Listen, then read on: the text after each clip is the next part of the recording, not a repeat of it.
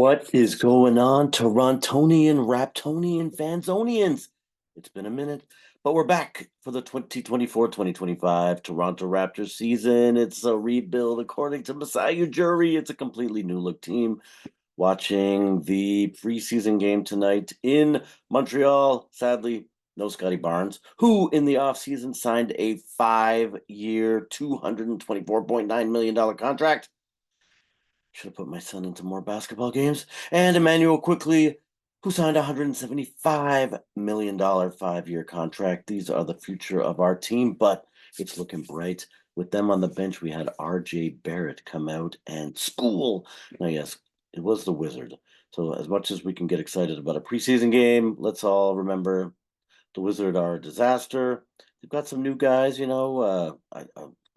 I can't remember the last name. Oh my God, who was their draft pick guy?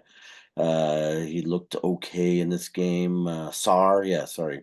Sar looked good, and they signed a former Raptor, Jonas Valanciunas, in the offseason. So good for them. But yeah, they're still the Wizard, the Wiz. You know what I'm saying? They sound like their name. But let's get to the positives. Toronto Raptors looking good. RJ Barrett coming out. This guy we know got traded midseason last year for OG Anunoby from the New York Knicks with Emmanuel Quickly. Obviously, I think we fleeced them. I mean, if they go on and win a championship with all the people they signed, then they'll think they did well. But the future, RJ Barrett, this man sadly got injured in this game, so I hope he's not out for any extended period of time because he ran into Valanciunas actually shoulder to shoulder and went running off, holding his shoulder. Oh, but in 14 minutes, he made 7 field goals on only 10 attempts, so 70% from the floor. Crazy. 3 of 4 from three, and even that fourth three, he maybe shouldn't have taken it, but his other threes were just sweet. He came right out in the first quarter, hitting everything. His first one was right from mid center. Granted, it was wide open, but the flow. He looked good. He looked like he had the shot down pat, and yeah, awesome game. 17 points in 14 minutes. I mean, anytime you're getting more points than minutes, you're doing amazing. So that was fantastic. We can go down the lineup, and then I'll do a little prediction for the year. So Mogbo, who was our second pick. When the heck did we grab Mogbo? We grabbed him in right. He was like our sort of first round because we had the first pick from Detroit of the second round. So he was drafted 31st overall. Jonathan Mogbo. Didn't love him in summer league. Thought he looked confused. And this game tonight, he was out there 19 minutes, 1934, and he was 1 of 5. And I'm pretty sure that was a dunk. It was an alley-oop from Grady Dick, who we will talk about in a second. So yeah, 20% from the floor. Didn't take any threes. Had 3 rebounds. Let me see here. Oh, sorry. 3 offensive rebounds, 2 defensive rebounds, 5 rebounds total. Not horrible. He is a big dude. I think he was playing like at the 5 most of the game. 1 steal, 1 block. Not horrible, but not great. I've heard this guy's name bounce around like he's going to be something. Still need to see it. Jakob Poeltl also did not look great out there. He didn't have a horrible game. 20 minutes, he was 42% from the floor, 3 of 7. But a lot of his little misses just look like a big man in the first game of the season. You know what I mean? I mean, he's going to have to get in the flow of the games to get his little touches. He's good at around the rim, getting those little 5-footer, 7-footer, even the 3-footer shots that he just kind of floats up there. So not totally disappointed with him. He ended up with 6 points, but like I said, he had some interesting comments too, where at least he's accepting that we're in a rebuild. And so I think that it's just, he's going to have to get into the flow of the game, and he will be what he is, which will be better than that. Grady Dick is listed next on my box score here. And man, Grady Dick looked good. I mean, 55.6 from the floor, 5 of 9. And he was 0 for 4 from 3. Interesting. What? I thought I saw him hit 0 for 4 from 3. Yeah, I guess all of his shots, he was in the paint. He was getting dunks. He had a bunch of nice plays, 5 assists, 4 rebounds. He had a nice steal. I thought Grady Dick looked good. His passes were solid. He did a nice alley-oop. to Fernando, I think was the guy's name. But yeah, crazy, crazy play from Dick, and I really am excited about what that guy's going to bring. There's been different numbers out there about how much weight he's gained in the offseason. Darko was saying 15. Other people were saying 10. I saw him say it's probably more like 12 and a half, 13. But yeah, put on a little bit of weight and just seems to be better off the ball, seems to be able to move. I mean, we all know that he had an amazing second half. I was ragging on him for the first half, looking like maybe we made a mistake on a guy that was choking, even though he was a solid 3-point shooter in college. But yeah, he turned it around, and there's some stat out there that from the corner in the back half of last year, he had the highest 3-point percentage of any player in the NBA. So obviously, huge upside, and I think he's going to be great in the starting lineup because I hope he gets it. I mean, he's going to over Bruce Brown at least at the beginning of the year. Bruce Brown also didn't play in this game because he had that surgery, so he's going to be out for a bit. It was a minor surgery, so he's not going to miss an extended period of time. But he's going to be out the first 3, 5 weeks, something like that, of the season, depending on how he progresses. Um, Davian Mitchell, who I was excited to see. This is the guy that we got in the Sacramento trade, and again, we're going to come back to that in a second because wow, the 45th pick overall that we ended up getting in that same deal, Shed. Man, he had a solid game. In fact, I think that Shed was looking like he might take Davian Mitchell's position, but we got Davian Mitchell for his defense, and he's a little bit of a decent 3-point shooter. He was drafted high by Sacramento, but with the apron tiered in the salary cap, they signed DeMar DeRozan, and they've got a bunch of other guys under contract, so they had to do a little contract move and get rid of Davian Mitchell. So we were able to kind of steal him for Jalen McDaniels, which I mean, who wanted Jalen McDaniels? But obviously, like I said, contracts made sense for that trade to happen. But yeah, Davion Mitchell only had an okay game. I mean, he was 2 of 4 from the floor. How many assists did he have? Because he was playing point guard. 5 assists. All right, that's not horrible. 4 points overall. He was a plus 22. So, I mean, that's pretty good on the plus minus. But yeah, Davion Mitchell, I really, really think that he might be the third string quarterback point guard, who ultimately is like the quarterback on the NBA floor, but Jamal Shed. I'm jumping over Chris Boucher for a second. I'll get back to him just in the list of the way the box score is. Jamal Shed, this guy was on fire. He was running around like a madman. I mean, he only played 16 minutes. He had 4 points, 4 buckets, 4 of 6, 66% from the floor. Missed a couple of threes that he took, which hopefully he'll be able to get that going because man, if this guy can drain threes, I mean, he's going to be at the backup uh, point guard for sure.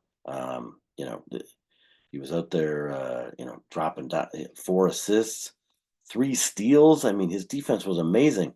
I think he took a call too on the defensive end. I mean, yeah, wow, energy and some nice playmaking. Jamal Shed, keep an eye on this guy.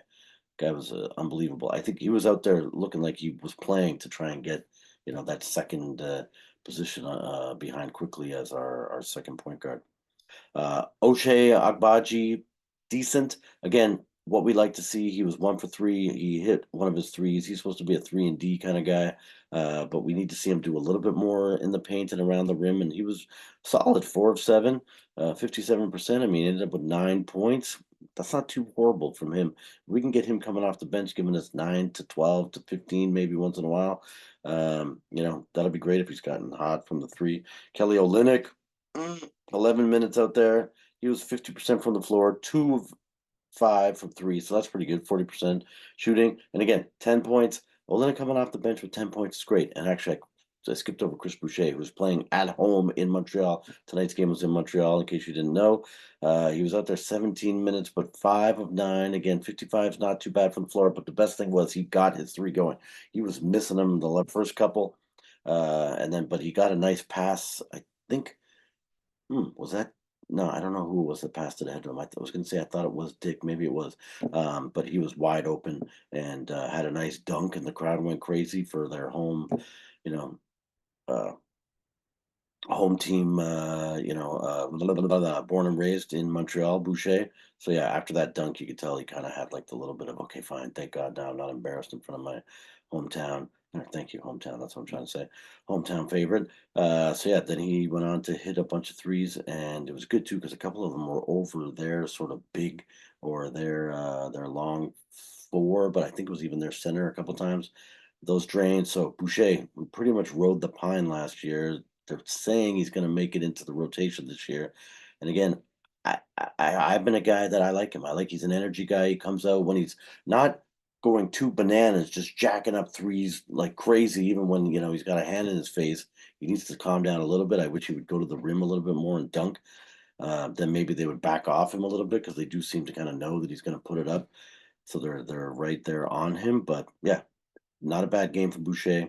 Um, and then just quickly through some of there were a lot of garbage time in this game. Obviously, they're trying to look at some of the end of the bench guys, see what the heck they've got from some of these guys. So DJ Carton, he was okay, 3 of 6. He had a three, so he ended up with 7 points. Ramsey, 10 points, 3 of 6 shooting again, 50% from the floor, but 2 of 3 from three, so 66%, pretty decent. Bruno Fernando, felt bad for the guy. He had a couple of he's a big guy. A couple of passes went out of bounds, but I think it was the receiver of the passes fault, not necessarily the passer. And so, you could tell a look on his face like, guys, come on, I'm trying to make the damn team. Could you maybe catch one of my passes and do something with it? So that wasn't great. But Jameson Battle, this guy was a little diamond in the rough, possibly. 4 of 5, so 80% from the floor, 2 of 3 from three, and they were decent threes. Like one of them was maybe a little more open than the other one, but both great. 10 points for him. So, I was impressed. I was impressed. Uh, Carlson, seemed to drop the ball a few times, had one decent play, and ended up with a couple of free throws. So he ended up with 5 points. He had a 3 pointer, and then a couple of free throws he hit. Obviously, the white guys, they seem to be able to hit the free throws. Roden, 3 of 4, not bad from the floor, 75% for 6 points, and then Chomchi, they were talking about this guy. I guess he was the youngest guy in the draft at 18 years old. He's out there. He's the same age as my son, but guy's 6'11", so had a little bit of a genetic advantage there. But not bad. He only seemed to have one shot, so he was 100% from the floor. Um, what the heck are some of these other stats here? Yeah, a couple rebounds. Did have a few turnovers though. 3 turnovers. Yikes. But yeah, anyway, he's a long-term project, but seemed to have some good hops. Seemed to be able to get off the floor quickly. So overall, I'd say a decent game. Raptors ended up winning. Oh my gosh, I didn't even say the score yet. I don't think 125-98. So nice job coming out of the gate. Where do I think these Raptors are going to end up? Because I haven't done any of these videos. I mean, it's been a crazy, crazy off season and end of season. We had so many injuries. I saw some really sick stats where, again, I got to get my membership to Clearing the Glass back up and running so I can pull these numbers and have more detailed stats for some of these videos. But there was something to the effect of a starting lineup, and let's go through who we think the starting lineup will be and who the backup should be, because I think I can get into the rotation, and then we will predict where they're going to end up. So if we have a starting lineup of Scotty Barnes at the 5, I think, is where he should be put. RJ Barrett at the 3. We got Grady Dick as the shooting guard. At the 2, we've got Emmanuel Quickly as our point guard, and then Jakob Poeltl as our center. That's a pretty solid starting 5. And like Shed could end up being the backup point guard, but it'll probably be Davian Mitchell at least to start. If Shed, continues to knock the lights out here, then maybe he'll earn a spot there. And then we've got Kelly Olynyk coming off the bench as center. Ochai, what's he going to be? Is he going to be the shooting guard, I guess? And then you got Chris Boucher at the 4 with Olynyk at center. And yeah, wait, did I get everyone? Davian Mitchell, Chris Boucher, Kelly Olynyk, Ochai, and I feel like I'm missing someone. What's wrong with me? Davian Mitchell, backup guard, Kelly Olynyk, center, Ochai Abaji, Chris Boucher, and we've got our draft pick that that's what I'm thinking of. We've got Jacoby Walter. So yeah, Jacoby Walter is going to be probably the fifth. But then we got to get Bruce Brown in there too. So who knows? Maybe Agbaji kind of rotates through, or maybe they've got we're gonna have 11 deep in the rotation, maybe 11, 12. It's possible, especially at the beginning of the year, I suppose. So I don't think that's a bad team. I mean, everyone's saying that we're not even gonna make the play-in. I think we're a play-in team for sure. I think that Scotty Barnes is gonna improve and surprise a bunch of people, especially when he's now clearly the leader of the team. RJ Barrett was on fire in this game. The guy's happy to be home in Toronto. He's killing it since he came over from the Knicks. I think he's just going to get better. He may actually lead us in points. He may be able to average high 20s, maybe even 30, but certainly 26, sort of a game average from last year. I think he was around 19, 20. I think you can get that up to 25, 26. I think that quickly could average, 18 to 20, 17 kind of thing a game, no problem. And Scotty Barnes has got to be able to get his game up to 20, 22. So I really believe that we are going to make the play-in for sure. I think it's possible the Raptors sneak in to like a 5, 6 spot. I mean, yeah, or 5, 6 is slightly possible. I mean, let's just quickly run down the Eastern Conference and then we'll wrap this video up. Boston Celtics looking pretty solid, probably going to remain number one. Knicks, close second. They've done a bunch of moves, and getting Carl Anthony Towns might have sealed it for them, at least mentally. They're missing Vincenzo, and they lost also their backup center signed with OKC. Oh my gosh! Anyway, his name's escaping me now as I'm going to pull it out, but still solid team. Jalen Brunson, he can lead those guys with Carl Anthony Towns, OG Anunoby, obviously there, and the rest of their crew. I'm not going to run through their whole lineup. We don't have time to do that, but yeah, so they're probably a solid second. Who the heck is third? I mean, can Philly actually hold on maybe and remain in third place? I'm not 100% sure that that is possible. Um, I mean, any team uh, with, oh my God, man, who the hell's the crybaby that lost in the freaking, again, his name's jumping. I'm the worst with names. Um, it'll come to me in a second, but yeah, and I'm not sure that Paul George is going to make the difference there either. I mean, Maxi, that guy's amazing. He'll probably improve, but Paul George, eh, like, what did he do with the Clippers? Nothing. I think maybe they made it to a conference final that first year and then, fell apart after that. And they're all brutal in the playoff. Joel Embiid is who I'm trying to think of. Any team with Joel Embiid, they're not going anywhere. They haven't been out of the second round since he's been on the team. So they're not doing anything. Maybe Indiana's going to be up there. Cleveland Cavaliers could be pretty solid too. So I'm going to predict it's going to go Boston, New York, Cleveland, Indiana Pacers, Milwaukee Bucks might be in there next. Oh, the freaking Orlando Magic, though, too, are improving. Yeah, Orlando Magic might, end up being in there fifth, sixth. Uh, I don't have faith in the Miami Heat. The Bulls are going to be a disaster as well. And Atlanta, I think, is going to fall backwards because they're very confused as to what the heck they're doing. With their Trey Young star. The Nets suck. So yeah, I think the Raptors could be in there as maybe eighth. Eighth. I don't see why we're not eighth. Possibly we end up ninth and having to play in, but I think I'd rather have the home court advantage and only have to win one game, coming in eighth, maybe seventh. All right. So yeah, what am I saying? I'm saying Boston, New York, Cleveland, Pacers with Siakam there the whole year. Orlando's probably fifth. Milwaukee Bucks sixth. Like, I can't see Philly, but maybe Philly 7, Raptors 8, Miami 9.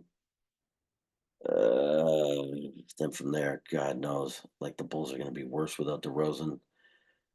I don't know what the heck the Nets have going on. They're just happy they got all their draft picks back. Maybe it's the Hawks next.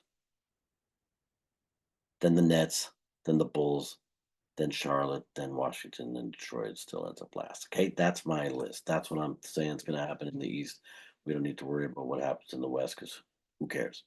Anyway, thank you for watching. I appreciate it. Nice to be back. Let's have a great season. Let's get the subscribers up to 100. Please like, subscribe, comment too. Comment, please comment. Say, you suck. You didn't even talk about this. You don't know what you're talking about that. I'll take any kind of comment, good or bad. It helps, I guess, spread the video around. So I really appreciate you guys. And I'm signing out, but we'll see after every single Raptor game, or hopefully, when possible. Yeah, thanks for watching.